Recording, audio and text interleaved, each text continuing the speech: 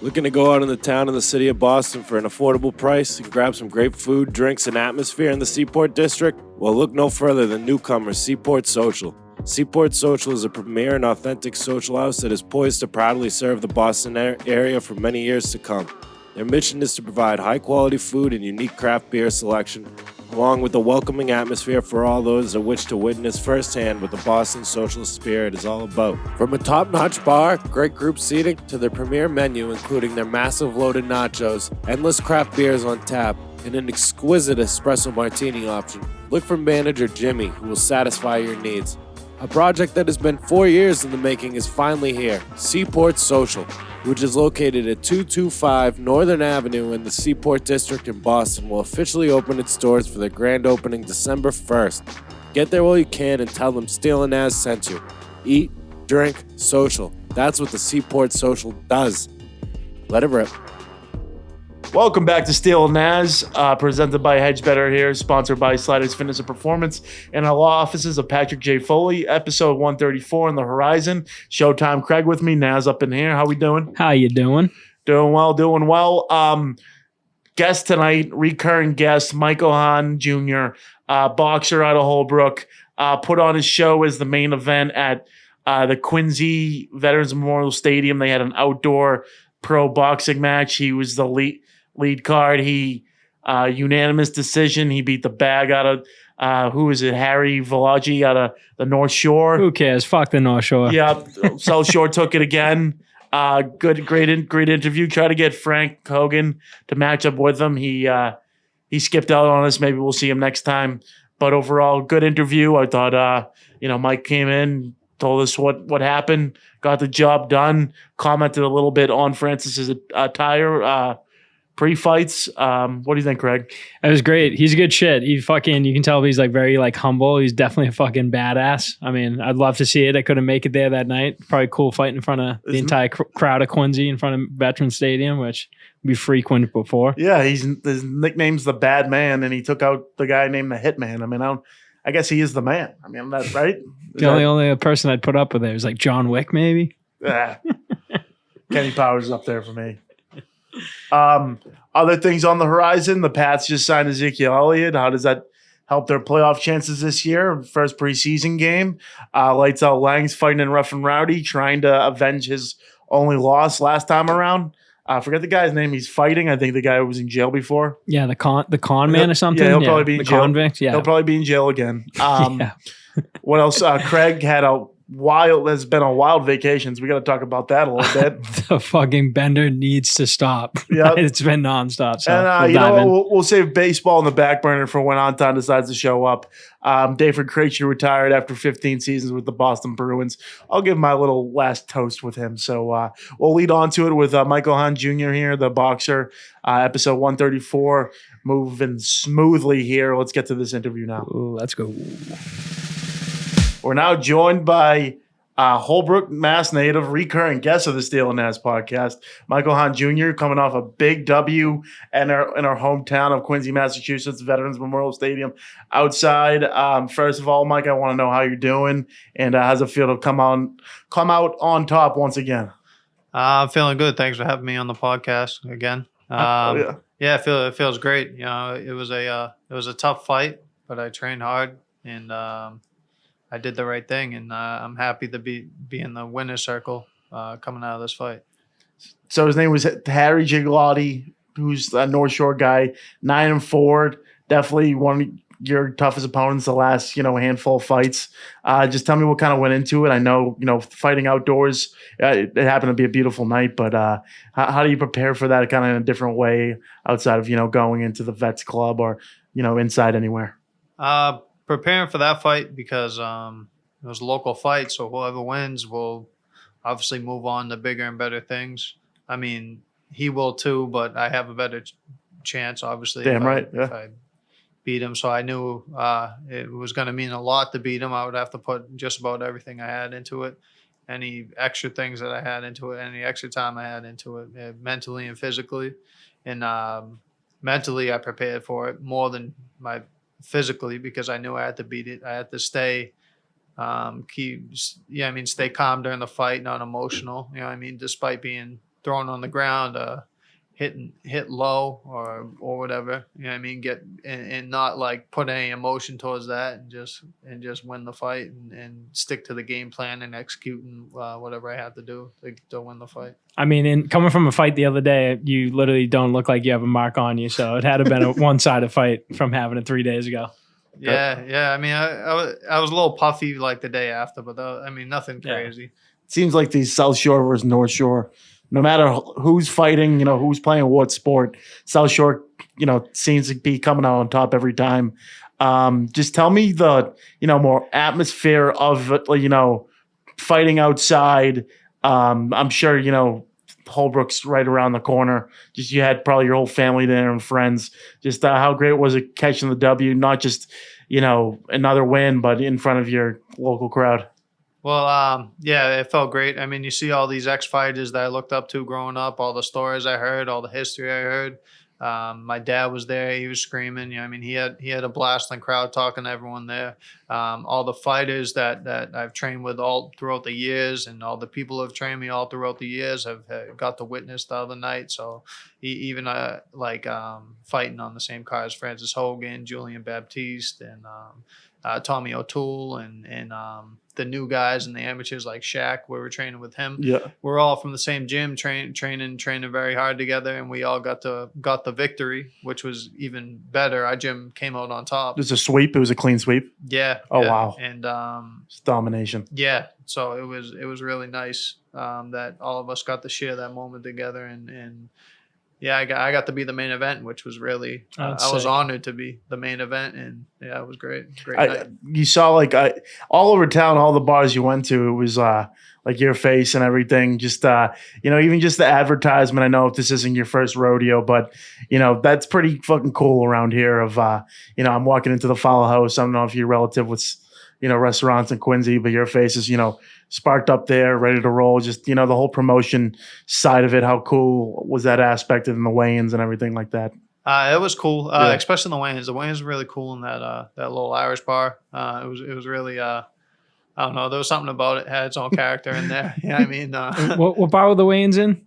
I forget what it's called. It's right off Hancock Street. Was it on Malachi's? Yeah. Yeah, it was a Malachi's. Yeah. Local spot. Great spot. Yeah. So it was interesting. The feel of it was really cool. I'm walking into there, but obviously you gotta whatever, live in the moment. You can't be like get nervous. You know what I mean, or anything. You gotta kind of.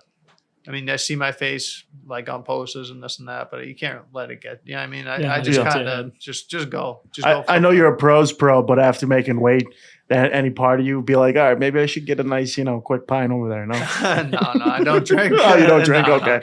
No. There we go.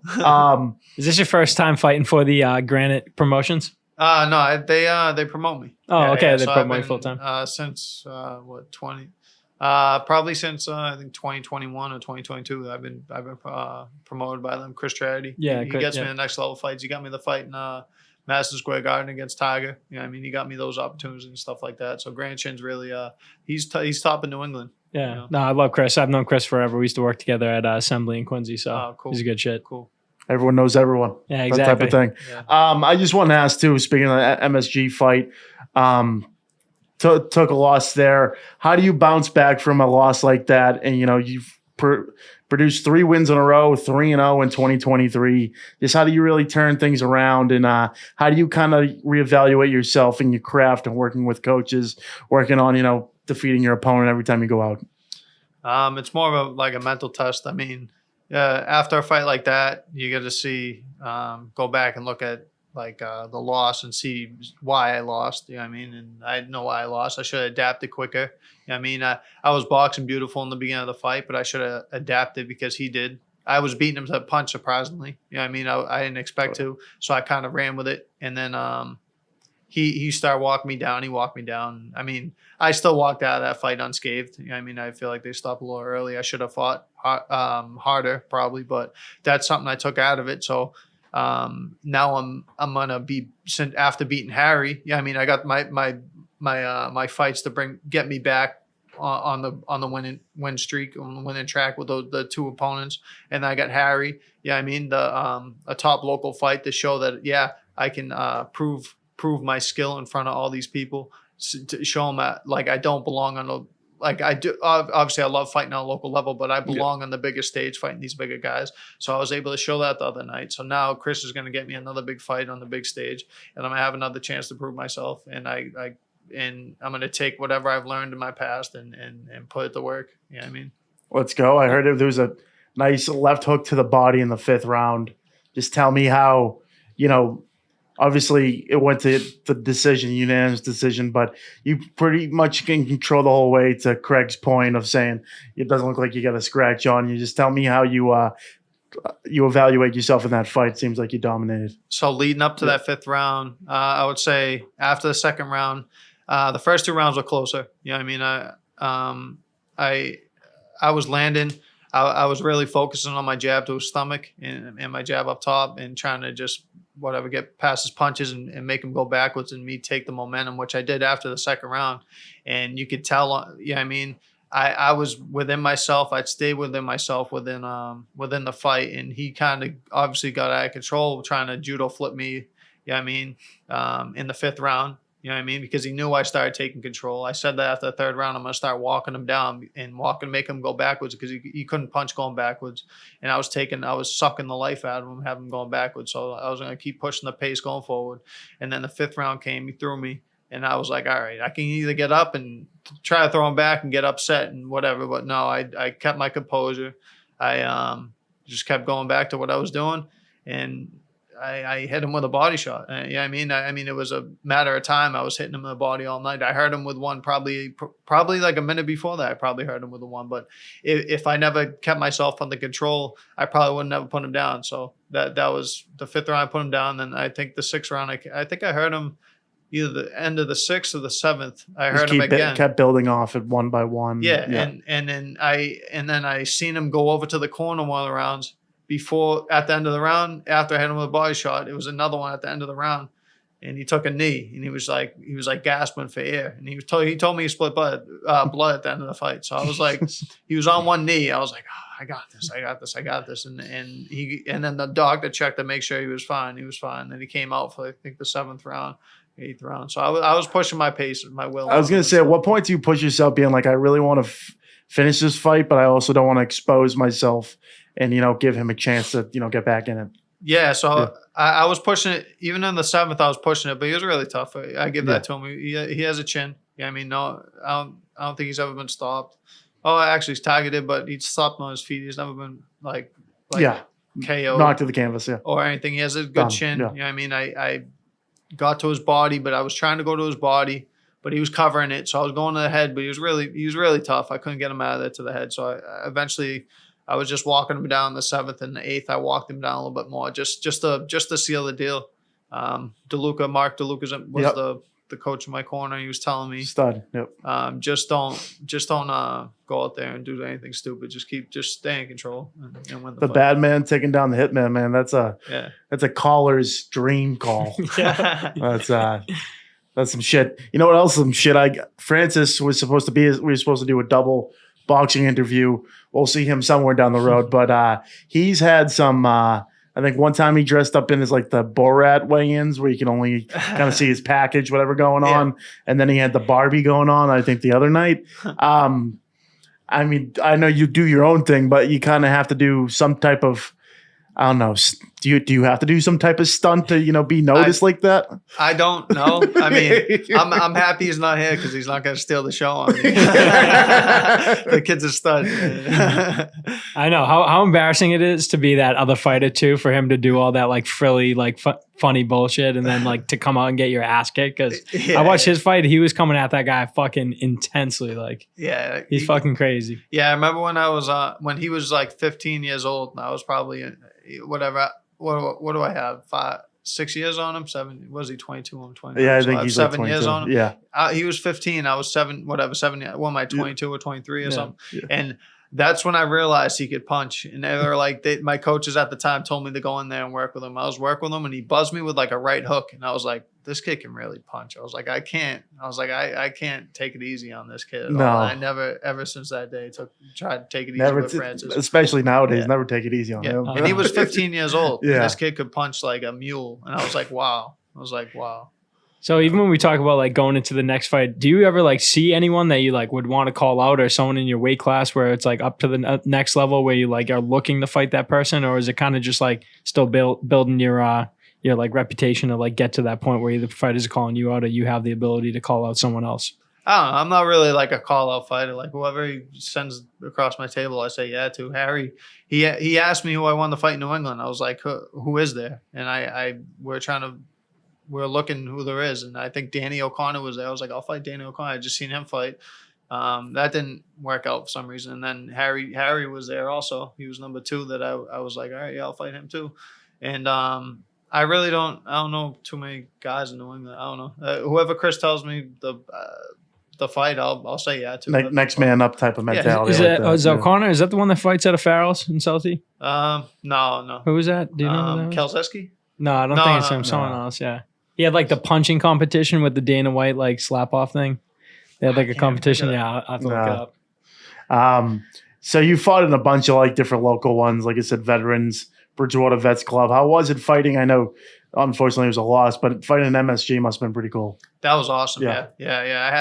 And then I stayed out. I went back in the stands after. I watched the Tiafimo versus. Oh, really? That was that night? Yeah, that was a great fight too. That was like sitting there. I was like, wow, all these great fighters, all the people I watched, like Sugar Ray Robinson and LaMotta and all these people. Like, so were you like in the beginning one of the first, or was it like? Yeah, it was the very first fight. Oh, okay. Because we went because I'm best friends with Francis' cousin. We went. Francis' first pro fight fought at in Brooklyn. And he was the first one. So we're like, oh, now what do we do the rest of the time?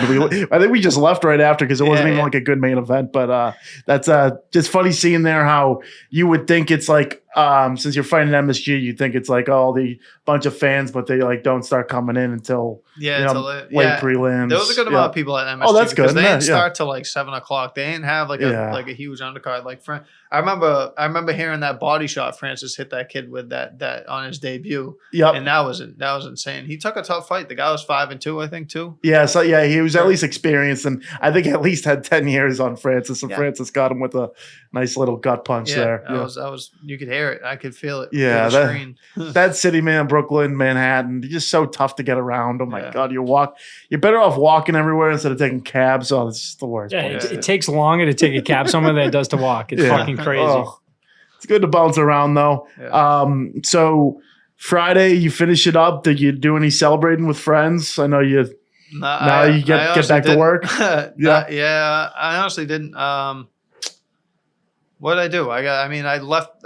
We left at like 1 in the morning because it ended up so late. Usually you get out at like 11:30, but it ended up like it was like 1 in the morning. I went home, stayed up all night because I drank a Celsius before the fight, and then and then I saved Celsius till that day. Like I waited like a week and a half to drink it. I just drank coffee. I usually have one like a Celsius before I work out.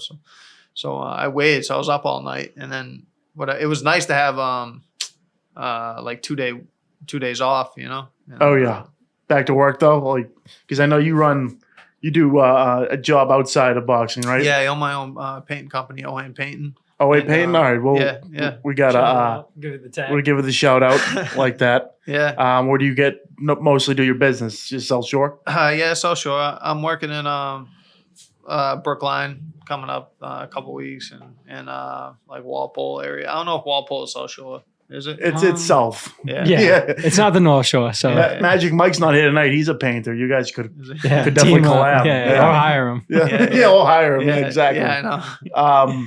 So going forward, what do you? I'm seeing on here November 2nd. That's not set in stone or anything like that. Yeah, he honestly didn't even tell me about it. It's just on there. So. It's just on there. Yeah, he said we're gonna look for something big after this. So so just you looking at it that's on there. You're like, wow, maybe I'm fighting on this. I know nothing about it. Yeah, I was like, sure, I want my 20th win anyway. So send me something. How long normally are your fight camps? Like, how long do you train up for leading up to it? Usually like 2 months. 2 months, yeah. So usually like 6 to 8 weeks. Yeah, say 6 to 8. I don't like to train like go too crazy because then you burn yourself out and stuff like that. So. And are you sparring like with other pro boxers or just like?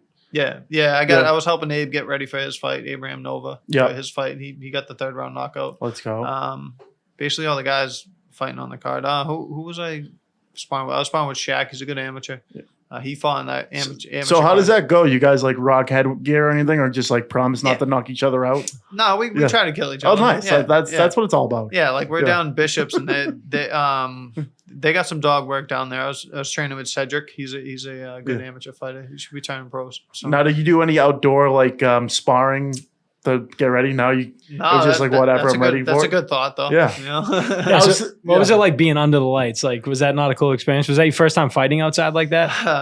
In the pros, yeah, but I haven't fought outside. I think Somerville and then the Brockton Fair was like one of my first fights. That's pretty sick. That's sick. That's awesome. Yeah. Get some cotton candy after. That's a perfect one. Watch them like, what do they have? The Demolition Derby. You ever seen that? Yeah. Big But fan. so the way I saw it, at least on photos, they put the ring like basically on the sidelines, right on like closest to the. Yeah. I wish they opened up Yeah. the field, but I probably whatever. They probably couldn't do it or something like that. Yeah. Or trash the field. Or You whatever. would have probably got some fucking smart guy trying to run on during your fight. Yeah. Right. So, but yeah, they filled the stadium and stuff like that. I think it holds like 3,000. So they did really good. They held a lot of people. In Our Free Jacks took home the rugby championship.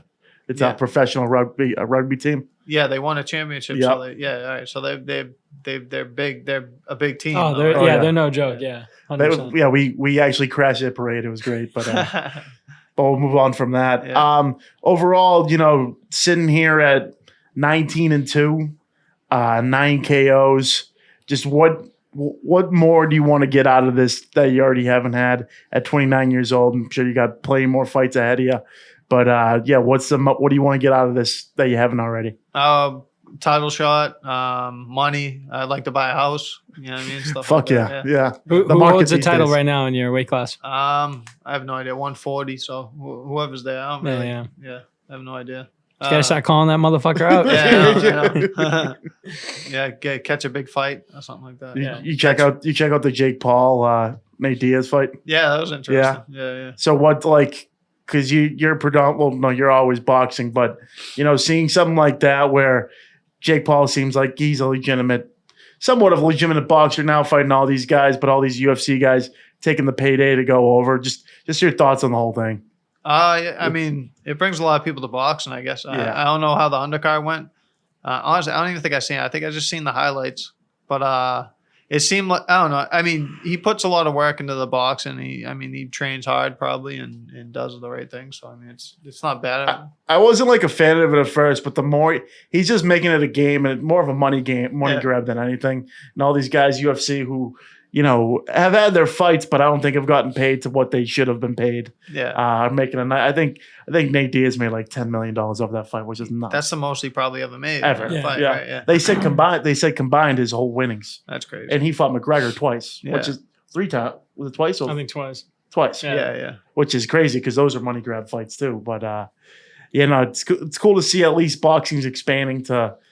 I feel like YouTube's a good one because you kind of need a personality to get up in that type of sport nowadays. I feel like That's what you're saying. It brings so much more eyes to boxing. How do you feel about like the bare knuckle boxing leagues? I'd do it. Like I need to suffer a few cuts, but yeah, I'd like to do it. Right. Yeah. What the guy I fought, Gigliotti, he fought in the triad or something like that. Really? Yeah. He fought in like bare bare knuckle knuckle league. triad or something like that. Yeah. I'd like to try it someday. I mean, that's where boxing came from. So Right, I'd like exactly. to, maybe do it in my 30s or something like that when I get all cut up and stuff. I haven't suffered any major cuts. So There's no real like boxer cuts or anything on like the brow cut or whatever. Yeah. So it's like, I don't need to go get cut in bare knuckle boxing and then go back to boxing. Yeah, and then just have it be a liability. Start losing fights Yeah, because exactly. of that. Yeah. But I'd like to see like McGregor or something step up to like one of the Jake Paul guys. But I think that should be one of the next fights. Yeah. Because he hasn't been a boxer yet. I guess a boxer. Yeah. But these UFC guys, they'll keep coming for the payday. I'm sure Yeah. McGregor will come around. Fuck it, I'll do it. Yeah, if he'll have you. Yeah. Oh, it'll take me. Mike, appreciate having you on the show. The last thing I got to ask is about the trunks. So you got black trunks to say, Ohan, any sentimental value to it and anything you add to the trunks? Or you just like gave me the sponsors, like let it rip? I got some of the sponsors. They're navy blue or Navy whatever, blue. white. I'm gonna get some more new ones made, but I have the same sponsors. I got Ken Duval Oil. They've been really good to me. Brennan Smoke Shop. They've been really good to me. Who else do I have on there right now? I can't even think right now. My church, Live and Wear Church in Rockland. They've been, they're, we follow Jesus Christ, and he's a major part of my life. Yeah. Great stuff. I can't really think of any other ones right this second. I'm not right in front of my trunk. Yeah, it's all good. We'll shout them out. We'll put them You're up. a Holbrook guy. Last question. We like to throw local businesses around here. If you're going out, for a nice dinner, any night this week, like where would you go? I go to the North End. North End. Yeah. What's your top? Honestly, I think it's something Trattoria. Yeah, story. Was it Victoria's Trattoria or something? It's like Trattoria El Restaurante or something like that. Yeah. Right? I honestly don't even know the names of these places. I just know if you go to the North End, you're gonna find good chicken parm over there. So, and then you go over the Mike's or Boba's after, and you get something, and then some coffee. Yeah, Mike's or Modern Pastry. Who are you taking first? Mike's or Modern. A Modern Pastry. I honestly never been to Modern. I think Modern's the best out of the three between Boba's, Mike's, and. Is it close? Yeah, it's literally 5 doors down across the street. Right, I'm just going to Modern Pastry because they don't have the line that Mike's Pastries has. It's better too. It's more local. I local. Away in that line. Cafe Vittoria is good. I like Cafe. Yeah. Oh yeah, that's a good one. Yeah, that's above the smoke shop. No, it's underneath. It's on the. Oh, underneath. It's a little bit further down. Yeah, it's further. I think it's close to the smoke shop. Yeah. And they have I like the tiramisu. Yep. That's really good there. I like that. The best dessert in the game. Let it rip up. Yeah. I'm espresso martini guy. Yeah. Shout out to Mr. Martinis. Yeah. Well, coffee with a pastry is like. It's can't beat like it. a gentleman. Yeah. It's the way dessert should be. Yeah, exactly. Mix it in. Mike, appreciate you coming on the show, man. Thank you. Welcome anytime, and best of luck going forward, man. Won't be watching. Yeah, thank you. Thanks for having me. Let's get that belt, baby. Yeah, let's go get it. Let's go. The new year is almost here, and if you're looking to shed off some holiday pounds before beach season, well, look no further and head on down to Slight Edge Fitness and Performance, located at 101 French Avenue in Braintree, Massachusetts. Owned and operated by our guy, Quincy legend, Craig Kelly. You will be assured that you are getting the best training around. They believe in only the highest standards of physical fitness training and have been leading the charge at their state-of-the-art fitness facility since 2020. Their staff is actively enriching the lives of members and creating a community of like-minded people who love being healthy and strong. They are helping you to get in shape and teaching you how to maintain your health and fitness. Group fitness classes as well as one-on-one personal training sessions are available. Make sure to visit slightedgefit.com and also follow them on Instagram at slightedgefitness and set up a consultation today. If you're looking to get back in shape or trying to get a slight edge on the competition, this gym is for you. Check out Slight Edge Fitness and Performance, located at 101 French Avenue in Braintree, Massachusetts, and tell them the boys from Steele and Nazz sent you. And we're back. That was Mike Ohan Jr. coming off his big W at Veterans Memorial Stadium in Quincy, Massachusetts last Friday. Now gets to 19-2, I believe that's his record. Just stand-up guy, just not all business, lightened him up, got it going. He lit up North Shore. Our year. I kind of wanted to be more aggressive when I'm like, hey, like what's next? Like, you going for the belt? He's like, yeah, I'll fight anyone. I'm like, dude, fucking stop calling out the champion. If you want the belt, you got to fucking go for it. You know what I'm saying? Yeah, I just don't think that's the way he operates. He's his own guy, just like how Francis Hogan's his own guy. Maybe Francis would do that, but like Francis is his guy. Mike, is on to bigger and better things, and I think that's another fight coming in November. Hopefully, he can continue on this winning streak. You're rooting for the local guys, Holbrook native, kind of the South Shore. That's the South Shore. I'll give it to him. I'll give it to him. It's like 2 feet in. I'll give you that. Moving on, top subject, I think, of the week is Ezekiel Elliot, 3-time Pro Bowler. Signing with the New England Patriots as the backup running back. Craig, do you like the signing? Dude, I've been so off and on anytime we sign one of those big names like that. I always think it's going to be the best thing for us. Always turns out to be bad. You know what? I'm sticking with it again. That boy's going to eat. I'm feeling it. I'm feeling it coming. That's like that's the guy who eats. Like he's a fucking animal. He's got the fucking legs. He's got the power. Hopefully he can add a little bit of energy into our fucking game plan, get some pressure off our quarterback situation, and kind of just spread out the field to make Mac do bigger and better things to really shine at what he can do. They were so low at running back. Like if Stevenson got hurt, they might have called Magic Mike to play running back or something, dude. Pierce Strong, this Kevin Harris guy. I know it was just a preseason, but the last weekend they seemed like they weren't even there. Seemed like they weren't even ready to go. Having a 1-2 punch really opens up your offense. And, as much as people are down, people are already projecting the Patriots, finishing 4th place. The AFC East is too tough. The Jets, the Dolphins. I can't dog on the Bills because the Bills have been the leaders since Tom Brady's been gone. I think that the Bills are in contention for winning the Super Bowl this year. That's going to be my pick early before we get to the preseason talk. But agree. But for me, I don't think the Patriots are a long step away from there. Yeah, they have some mid-tier receivers where talking about Smith-Schuster, Devontae Parker, Kendrick Bourne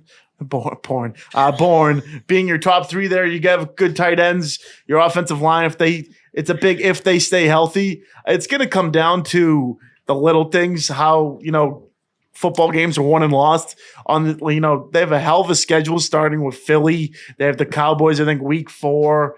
The Jets and Miami are sprinkled in there. So they have games come out of the gate, and they haven't really had any strong starts to begin the season since Brady's left. Mac Jones seems to be getting it together during the training camp. Didn't play last week. None of the starters did. Bailey Zappi came out, kind of was a check down guy. Didn't really take too many chances. Had a nice throw to who was a Tyquan Thornton there. That was a nice completion there. Couple of nice takeaways. The defense played nice. They lost, but it wasn't really a win type of game, if that makes sense. But overall, I think the running game obviously got better, much needed backup position in case something happens to Stevenson. 3rd down back. I think the overall goal is last year's offense was awful. They didn't even need Elliott, a guy like Elliott, because it would just be 3rd and long plays. He's going to come down when it's 3rd and 5, 3rd and 4, even though even earlier, closer than that. And a guy, Ezekiel Elliott, when Stevenson's, chugging the first 2 downs, he's going to come in and, make plays. And I think he's going to be big for, pass protecting. I think he can pretty much do it all. And everyone's saying he's old, dude. I'm 29 years old. This guy's 28, dude. Yeah, hasn't even he has scratched the surface in the NFL. Don't get me wrong about that, but he's definitely not past his prime. Not buying that yet. Not buying it. I mean, I know the running back position in the NFL is very short lived because of all the fucking abuse you have, but I feel like he's had some times where he's taken some breaks in the game, so I feel like he's rested up for us. Do you think we see him as early as the next preseason game? They said they could. I wouldn't rush him because he hasn't been in training camp or anything yet. He hasn't really taken hits. Last thing we need is the guy we just gave $4 million guaranteed to just tear his ACL in a preseason game. The day after he signs the contract. Right. So I would slow his roll on getting him in. Maybe try these strong. Who can be the 3rd running back? Who's going to make the team? Ty Montgomery, Pierre Strong, Kevin Harris. Who's going to get cut? Who's going to be on practice squad? There's a lot of stuff still to play out. Preseason game takeaway. The guy Keon White, 2nd round pick out of, I forget what college you went to. That's a hell of a Georgia Tech. Yep. Damn, producer Justin's on it tonight. No, he never fucking misses. But Keon White came to fucking play. Seemed like he was in on every tackle. I think he made a sack. Beat the hell out of some running back. I'm trying to remember what play it was. He hit someone pretty damn well, but seemed like he made a hell of a presence. He's huge too, so I don't know necessarily if they're going to take him off the line, make him outside linebacker, or sit Deatrick Wise ass on the bench. I guess it's only one preseason game, but we'll see how it goes. Obviously going to be a defensive first team, but I really don't think this team's that much worse than a couple of these teams they're talking about. You see all these programs talking up about the AFC North with the Browns and Steelers. I think the Patriots have better talent, better team. Not even just coaching, but just on paper, that they're going to be better than those teams. AFC South is a dump. AFC West, all those teams are pretenders besides the Chiefs. The Chiefs obviously are the cream of the crop. I'm telling you, I would look if the Patriots can somehow hold on to the 4th of these first 4 or 5 games. I could see them sneaking into a playoff spot. And if I'm saying that on August 15th, just wait till what I'm saying on November 15th. Because it could be hell, it could be great, but you never know. Do you think that the Patriots deserve to be the last place in contention to be, I think, what was it, the positioning for the odds? Was it to win the Super Bowl? I think they're the lowest chances right now in the NFL. I don't think they're the lowest, but they're pretty down there. I think last time I checked, it was like 3,000 plus, so that's like 300 to 1. Right? Whatever. I kind of see the value there, though. I might toss a couple bucks on it. No. You never know. You never know. I'm talking about they might make the playoffs. They're not touching the Super Bowl, dude. Hey, the AFC is so tough, dude. You have 3 teams who will give you problems in the Bills, the Cincinnati Bengals, and the Kansas City Chiefs. And I don't think the Patriots in the playoffs can, go. They're gonna have to go into one of their buildings and beat them. I don't see them beating all 3 of those. And I think the Ravens are more my dark horse teams this year. I think the Ravens are going to be a tough out as well. Patriots got to worry about themselves. They got to go game by game. I'm not sold on the Jets yet. I'm definitely not sold on the Miami Dolphins yet, because as good as their defense has, that offense is one injury away from their quarterback position from being a complete fraud. I was just going to say, what do you think the Jets' chances are? People putting a lot of pressure on the Jets to be good this year. So they're going out and they're saying their ceiling is to get to the AFC Championship game. I think it's going to be a lot harder to get there than what people are, making out to be. I get Aaron Rodgers is a stud. If you watch Hard Knocks, I know Hard Knocks kind of hypes up anyone who's on there. I mean, shit, they were hyping up the Detroit Lions last year, even though they're supposed to have a good season coming up. But Aaron Rodgers is that guy, one of the best quarterbacks of our generation. But, when you get down to it, Garrett Wilson, their leading receiver, great hands in college. Rookie of the year last year, but really, did he do that much? We'll see. We'll see. They picked up Dalvin Cook with Breece Hall. Speaking of good running back tandems, that's another good one. And they have a good defense. They remind me outside of between Mac Jones and Aaron Rodgers. If you were to take the quarterback away from the situation, I would say they have a pretty identical roster to the New England Patriots. But no, they put in the fact of Aaron. You can't do that because Aaron Rodgers is better than Mac Jones. So that's why they have they're on that pedestal right now. They still haven't showed me anything in the last 10 years to make me believe that team's gonna, do something. I still can't believe the odds that they have on. I think the Bills are odds to win the division by like pennies, but I just don't know how the Bills don't win the division. I don't see how they lose that. I'd be like I said, I would be shocked. I got them winning the championship, so you got me there. You got the Bills win the championship. Bills, baby, Bills Mafia. Fucking shout out T. Shout out the Water Buffalo Nation. Actually, the Buffalo Bills just made a Mattel toy that has the Water Buffalo hat on it. Is it a Barbie? Mattel makes Barbie, but for an actual licensed sponsored thing, she got a full on shout out for her product and hat that she made. Well, that's what T does. She comes on the podcast and she takes names and kicks ass. That's what she does. She fucking put you in a body bag. I'd love to go over there once if that city wasn't so despicable. Honestly, the Buffalo that I know is a lot different from the Buffalo that you guys probably know because I'm hanging out with the bumping elbows with the top elite. But if we want to take a trip out there, she would definitely hook us up and put us up. Showtime's always ready for prime time, seems like. But yeah, no, good to see. I feel like at least it's going to be. I think it's going to be an exciting season for the Patriots because we don't know what's going to happen. All these people projected them going, 4, 5, 6 wins, I think is crazy. I think they're way more of a mid team than that. I think their ceiling is 10 wins. I think I'd like to see them hit their ceiling. I would like to see it. And 10 wins this year might not get you in the playoffs. It might not. I think 10 wins is pretty high. I don't really see the Patriots doing that, especially even after the preseason. I know it's preseason, but 10-7?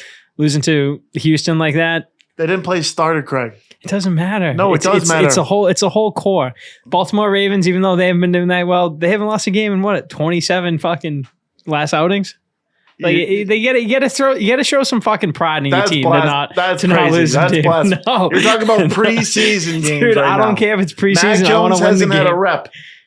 Neither of their top running backs have played. Who's repping? Fucking Zappy? Yeah, Zappy's my fucking guy. Zappy I want him to fucking be there. Zappy started. When Matt Castle came in for fucking Tom Brady when he was hurt, he made it to the playoffs, didn't he? No, they didn't make it. They were fucking, but the league was fucking stacked that year. Same thing. If you have the fucking backup in for your team, I don't see good things if you can't even have your fucking secondary winning some games against the worst team in the league. Well, I got to mention it because my boy Malik Cunningham went off in the fourth quarter. Running quarterback has a record over Lamar Jackson at Louisville. So he put on his show. He ran for a touchdown, completed a couple passes. I don't see him being a quarterback in this league. I see him being more of a wide receiver type convert skill back. But I think he'll make the team. I just don't know how many quarterbacks they're. I think McSorley's going to get cut. I think they're going to keep Cunningham as kind of their like. He's going to go Rover, as the wise words of Jackie Moon will say. He's going to go Rover. But no, it would be good to see them have a good season. But we'll go from there. Showtime, you were in like Amsterdam, like Ireland, everywhere, man. We got to talk about that a little bit. Give me. What is it like if I go to Amsterdam for like a couple nights? Well, first of all, shout out how I started my European trip was we had a wedding for Tommy O'Brien and Erin Feeney. So little round of applause for them getting married to make the O'Briens. Shout out. Quick clap up. So Ireland was a good time. Honestly, there's nothing really you can do in Ireland besides go look at some cows, get your feet in the grass, and drink some beers and fucking Jameson, to the point I almost grew an immunity to Jameson by the end of my trip. Like, I wasn't even getting drunk. I was bringing a liter to every single pub, having a good crack and having to rip shots in between my pints of Guinness. So that TikTok video kind of went off. Can you give us a little recite? All right, I'll drop one for you. If you didn't see it, my best friend John Ross, we always do this adaptation of "Oh Danny Boy," so it goes, "Oh, Johnny boy, the pipes are calling." And I actually don't know the rest of the song, so that's all I read. We did a little mashup. That was hot. It's not bad. Yeah. I get crazy with it too. Yeah. So, and then from there, straight after the wedding, took me about a couple missed planes, couple missed trains, couple missed buses, but I finally made my way to Amsterdam. Missed buses. That's dude. I couldn't even explain to you the like shambles I was in traveling in these different places, but.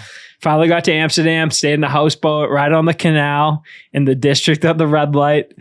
And all I got to say is whatever you imagine Amsterdam to be, if you ever have the chance or opportunity to go there, it's like what you think it is, except way fucking better, way crazier. And the food sucks. Food in Europe sucks in general. There's no refrigeration. There's no AC. So don't go when it's hot. There's no AC? Dude, they don't believe in AC and refrigeration in Amsterdam. Like even when you're in Ireland, they give you one ice cube, Jameson on that rock, and it's melted. But before the time, they give you a warm soda in a glass bottle to pour it in yourself. Can we talk about extracurriculars, or are you just not? Oh, we can talk about extracurriculars. What do you want to talk about? I was going to say, one of my main advices is bring extra money than what you think you want to bring to Amsterdam. Extra money to Amsterdam. You want to run down? You want the rundown of what? I think the people want to know. All right. So what it is, the red light district, right?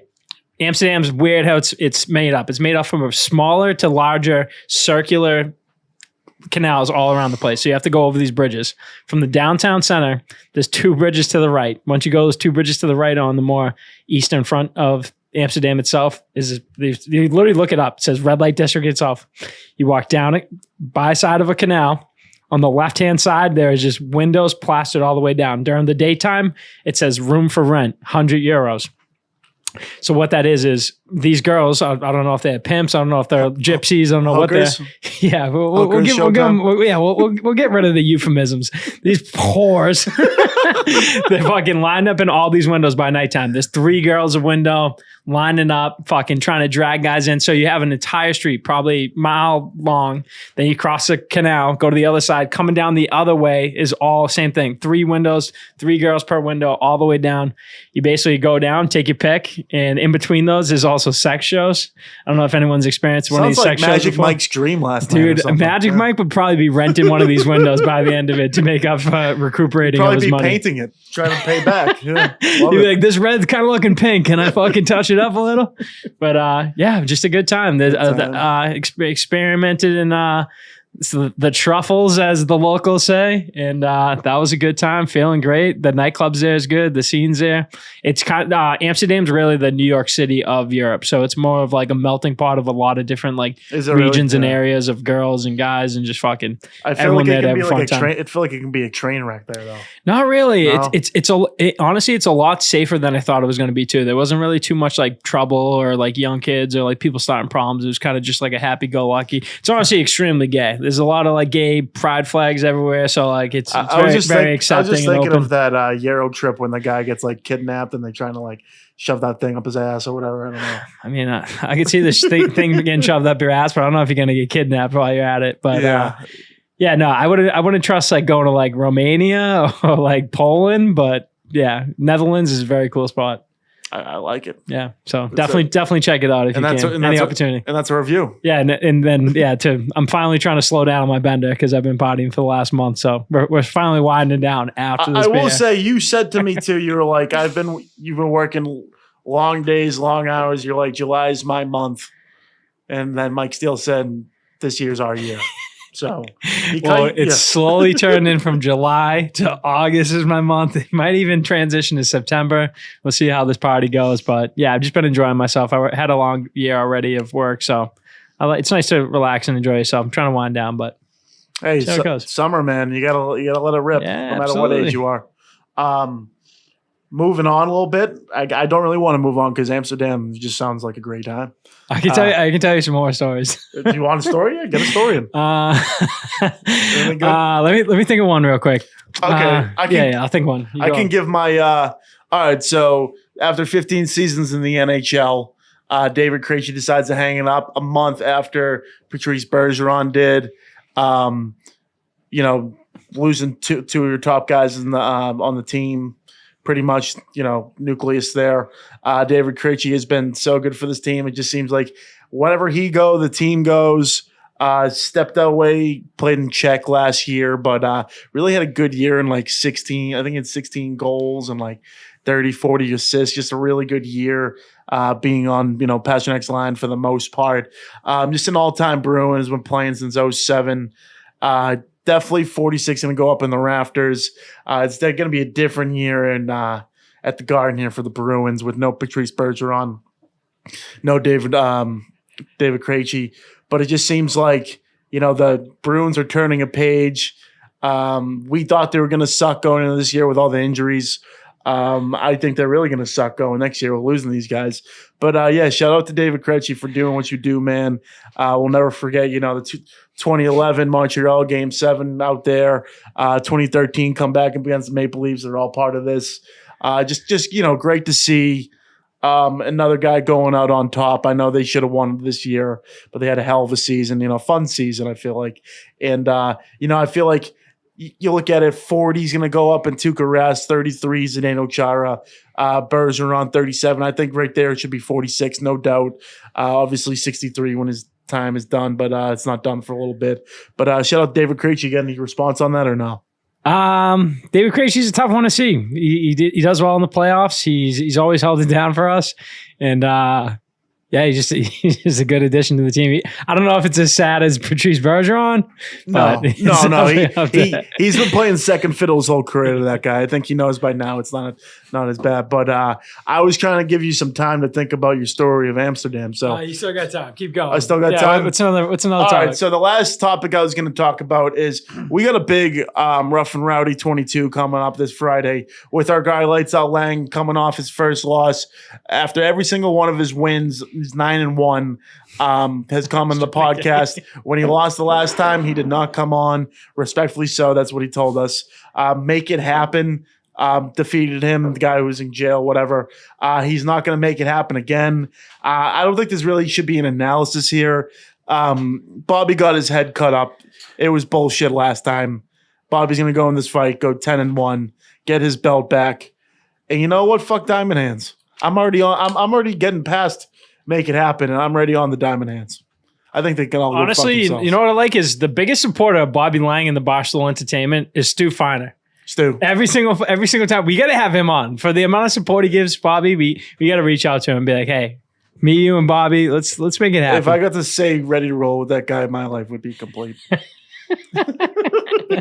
Yeah, no, I'm definitely excited to see Bobby get back in the ring. Dude, especially after that loss, I don't want to say he got complacent, but he definitely like had his time to like mellow out. He's thinking that he's going to go in there and just beat the shit out of anyone. That guy was a tough guy. I know he had the head cut. I knew it kind of discombobulated him a little bit. But when he gets back in there, I've seen the way he's been training recently. He's kind of been doing it in the privacy of of core box, but he's ready to fucking you know rock what and too roll. was big is he didn't have much time to react after that because it was 3 1-minute rounds. This time around, it's 5 1-minute rounds, so it's a 5 They round finally fight. moved to 5? It's 5. It's gonna be Oh 6. shit, that is gonna be fucking Which makes intense. it way better because like if that did happen again, he would have a lot more time to react. Just be looking unbiased here. I think he definitely lost that fight, but he was definitely at a big disadvantage the time before. And I don't think necessarily made it happen. I think he just got the job done. I don't think he's going to make it happen this time. Big Friday night this time around. I'm hoping for the best for Bobby. Obviously, he's one of the best to ever be a part of this, Rough N Rowdy franchise, if not the best. Hands down. I think he's the Hands GOAT. down, I think he's the best of all time. And I think he's still in his prime, and I think he's going to show out.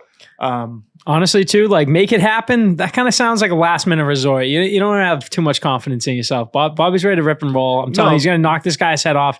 He's going to come in swinging. I feel like he's even going to change up his fighting style for this fight. I feel like he's going to drop like a lot more haymakers. That guy's a tough prick, but I got Bobby. I feel like if you like names make it happen, it was one of those things where he's about to get in the ring, and they're like, "What's your name?" He's like, "I guess I'm going to make it happen." As it's just pretty fucking lame. Yeah, he's going down. Fuck him. He's going down. It ain't no fucking Showtime, baby. Fuck him. I'm sure Magic Mike is taking Bobby by $1 billion too, which I'm in. Yeah. When I think about my stories from Amsterdam, like some of them get a little bit too crazy. I did fall in love when I was in Amsterdam, though. Oh wow! Nice. Yeah. Nice. Typical story. Girl from Portugal wants me to come down to her private island. Live the life of fucking luxury down there. I might make it happen myself. You know what I'm saying? Great play on words. Portugal. Wow. Yeah. Got to get out there. You gotta get out there. Yeah, you just gotta keep traveling. Yeah, go have your fun, traveling. fucking enjoy life. Don't wait till you're retired and fucking old and your fucking legs hurt and your hips hurt. Enjoy it now. Have your fun. Just do it. Live your dream. God damn. I think that's how we close episode 134. I want to give a big shout out to Mike Ohan for coming on the show. 19-2, Holbrook, Mass native. Kid really got the job done. Also, Slight Edge Fitness Performance finalized their softball team this week, so they're in. We got a tournament coming up. Yeah, we in a. Also, quick shout out. Sorry to interrupt you. I also have the Falmouth Road Race going up. So hopefully we get this podcast out soon because I do need a fundraise. I completely forgot about it. Thought my sister was taking care of it. Way to bury the lead, Showtime, huh? But yeah, Falmouth Road Race this Sunday, August 21st. I'll be down there. Gonna get my shit done. Gonna be crushing it up. Gonna be having a good time. If anyone wants to come down, I'm always open arms to have a party. I love that. Putting on and support. I think you were there last year too, hung over his balls, but you got the job done. Yeah, I was hung over. I was up for 3 days straight. I still fucking crushed it. So, also, since we're throwing out dates, our third annual charity softball tournament is going to be Saturday, September 16th at Faxon Park and O'Rourke Park. I think they're both going to be, playing there, promoting cystic fibrosis awareness and in memory of Dan and Dennis Sullivan, 2 great Quincy kids who unfortunately passed away to the disease. Also want to give a big shout out to the law offices of Patrick J. Foley. I think he's been podcasting. I saw a couple videos in the past week of, him going off, and it's just great to see, Patrick's getting ready for football season. I got a text from the other day. He said, I can't wait for football, and it's coming. Let's go. It's coming. Can't wait to have him back in the studio. Fucking Pat's always bringing the good energy. I actually saw his dad for the first time in a long time, and they have a new bartender where the 5th generation of Foley is now finally serving behind bar. Wow. So shout out to them. They've been a long-standing family company. JJ Foley's, East Berkeley Street. Always a good time. Mike Steele's been there a couple times. I think once or twice. Oh, yeah. Episode 134 in the books. We'll see you next time. Next week, hopefully it's with Bobby Laing. I would think we're going to try to do that when he gets a W. Fuck you. Make it happen. Bullshit, man. Let's go. Good pod.